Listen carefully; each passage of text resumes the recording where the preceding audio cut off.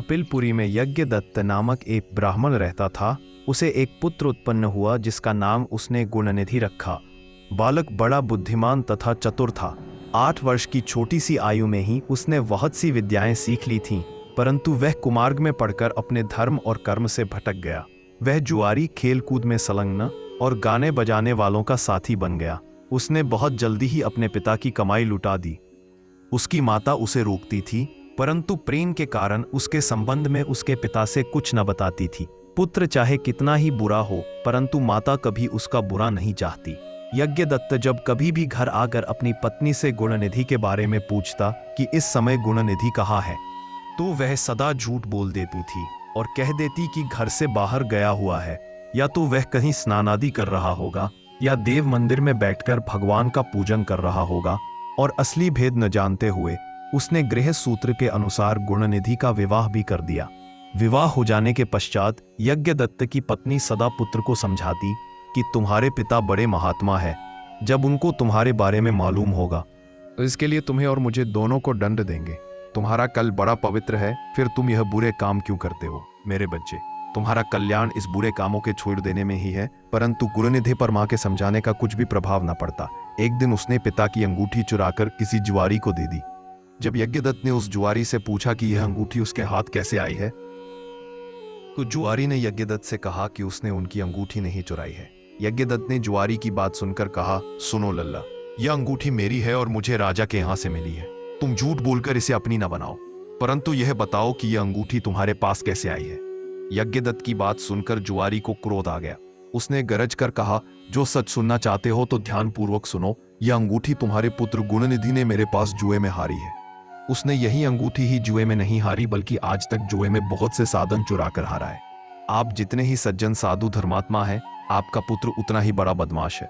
आप इतने बड़े विद्वान होते हुए भी आज तक अपने पुत्र की करतूतों को नहीं जान सके। जुआरी की बात सुनकर यज्ञदत्त का मारे लज्जा के बुरा हाल हो गया। वह मारे लज्जा के मुंह बाएं हुए तथा सिर झुकाए हुए अपने घर पहुंचा और घर आने के साथ ही अपनी पत्नी से पूछा कि गुणनिधि कहाँ है और वह अंगूठी कहाँ है जो कि उस दिन तूने उबट्टा करते मेरे हाथ से ले ली थी। यज्ञदत्त की बात सुनकर उसकी पत्नी ने उत्तर दिया, वह अंगूठी मैंने यहीं कहीं रख दी थी, अब मुझे याद नहीं आ रहा है कि कहाँ रखी थी। स्त्री की बात सुनकर यज्ञदत्त ने कहा, तुम झूठी हो। जब कभी मैंने तुमसे गुणनिधि के बारे में पूछा है, तुमने मुझे बात बनाकर टालने की कोशिश की है। अच्छा, तुम अंगूठी की बात जाने दो और मुझे बताओ कि घर का अन्य बहुमूल्य सामान कहाँ है। ना जाने मेरे किन पापों के कारण मेरे यहाँ ऐसा पुत्र उत्पन्न हुआ है। फिर जब उसने घर का दूसरा कीमती सामान देखा तो मालूम हुआ कि सभी बहुमूल्य वस्तुएं गायब थीं। तब यज्ञदत्त ने हाथ में जल लेकर पत्नी और पुत्र को तिलांजलि दे दी और एक ब्राह्मण की कन्या के साथ दूसरा विवाह भी कर लिया। जब गुणनिधि को मालूम हुआ कि उसके पिता के सामने उसका सारा भेद खुल गया है और उसे और उसकी मां को तिलांजलि दे गई है, तो वह भूखा प्यासा एक शिव मंदिर के पास आकर बैठ तो उसको बड़ा दुख हुआ।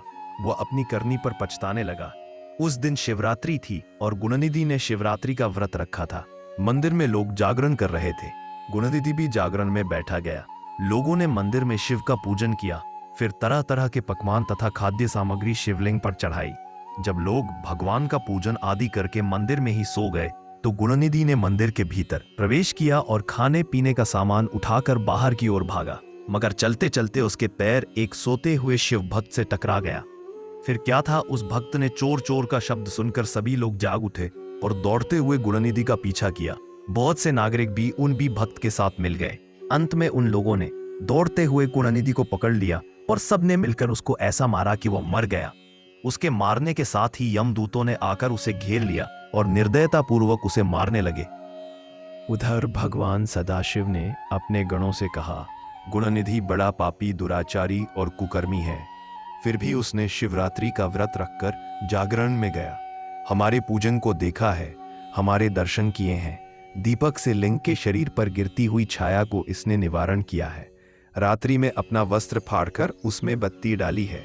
प्रसंगवश इसने हमारे गुणों का श्रवण किया है तथा ऐसे ही और धर्म कार्य किए हैं। अतः वह हमारे लोक को आएगा। इसके पश्चात वह कलिंग देश का राज्य होगा। तुम लोग वहां जाकर गुणनिधि को यमदूत के बंधन से मुक्त करो, क्योंकि हमने उसे अपना लिया है। अतएव भगवान श्री सदाशिव की आज्ञा पाकर विमान पर बैठकर शूलधारी उसके पार्षद भी घटनास्थल पर पहुंचे और बोले, यमराज के गणों, तुम अब इस परम धर्मात्मा ब्राह्मण को छोड़ दो, क्योंकि अब इसमें कोई पाप शेष नहीं रहा। यमदूतों ने भगवान श्री सदाशिव पार्षदों से कहा, यूं तो आपकी आज्ञा हमारे लिए सिर माथे पर है, मगर यह तो दुष्ट, महापापी, कुकर्मी, मांस तथा मंदिरा का प्रयोग करने वाला, पर स्त्री तथा वेश्यागामी, माता पिता की आज्ञा न मानने वाला, चोर तथा जुआरी है। हम लोग इसीलिए इसको ले जा रहे हैं। यमदूतों की बात सुनकर शिव के पार्षद ने कहा, तुम मूर्ख हो, यह ब्राह्मण पापी नहीं है। इसका सबसे बड़ा धर्म तो यह है कि इसने पुराना कपड़ा जलाकर शिवालय में प्रकाश किया, रात्रि भर जागरण किया। स्थिर चित्ता से शिवालय के द्वार पर बैठकर इसने भगवान श्री सदाशिव के पूजन को देखा और हरि कीर्तन को सुना। इसलिए भगवान श्री सदाशिव की इच्छानुसार यह राजा बनाया जाएगा। और इस प्रकार कहने के पश्चात भगवान श्री सदाशिव के पार्षद गुणानिधि को अपने साथ ले गए। यमदूतों से मुक्ति पाकर गुणानिधि भगवान श्री सदाशिव के पार्षद के साथ विमान पर चढ़कर शिवलोक को गया। यमदूतों ने जाकर सारा वृत्तांत यमराज से कहा, जिसे सुनकर यमराज ने कहा, जो व्यक्ति भस्म रमाए हुए हों, रुद्राक्ष की माला धारण किए हों, शिवलिंग की पूजन करता हो, श्री सदाशिव के गुणों का गान करता हो, छल से ही सही उसके पास बिल्कुल न जाओ। यमराज ने भगवान श्री सदाशिव को प्रणाम करके कहा, आप इस अनजाने दोष को क्षमा कर दें।